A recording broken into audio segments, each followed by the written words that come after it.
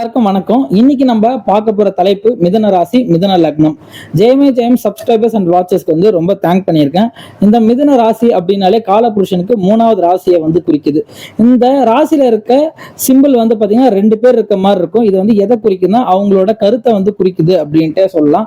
இவங்க கன்வே பண்ற மெசேஜ் வந்து பாத்தீங்கன்னா ரொம்ப அழகா நகைச்சுவையா கரெக்டாக கன்வே பண்ணி அவங்க என்ன சொல்லணும்னு நினைக்கிறாங்களோ அந்த கருத்தை மற்றவங்க ஈஸியாக எடுத்து போய் சேர்ப்பாங்க. இவங்க வந்து மற்ற லாங்குவேஜ் கற்றுக்கிறத ரொம்ப ஆசை வந்து படுவாங்க, அதில் வெற்றியும் அடைவாங்க. இங்கே வந்து பார்த்தீங்கன்னா நிறைய செலிபிரிட்டிஸ் வந்து இருக்காங்க. உதாரணமாக வந்து பார்த்தீங்கன்னா மாதவன் சார், இவர் வந்து நிறைய லாங்குவேஜ் வந்து கற்றுன்னு வந்திருக்காரு. இவங்க வந்து பார்த்தீங்கன்னா தாயாருக்கு ரொம்ப பிடிச்ச குழந்தையா வந்து இருப்பாங்க வீட்லயே அப்படின்ட்டு சொல்லலாம். இந்த மிதுன ராசியில் பிறந்தவங்க வந்து பார்த்தீங்கன்னா சிஏ, அப்புறமா அட்வொகேட், இந்த மாதிரி துறையை தேர்ந்தெடுத்தா அதுல சீக்கிரம் வந்து வெற்றி வந்து பெறுவாங்க. இவங்க வணங்க வேண்டிய தெய்வம் என்ன அப்படின்னு பாத்தீங்கன்னா புதன் பகவான் அப்படின்னு சொல்லலாம். புதன்கிழமையான புதன் பகவானை பார்க்கறது ரொம்ப விசேஷம்.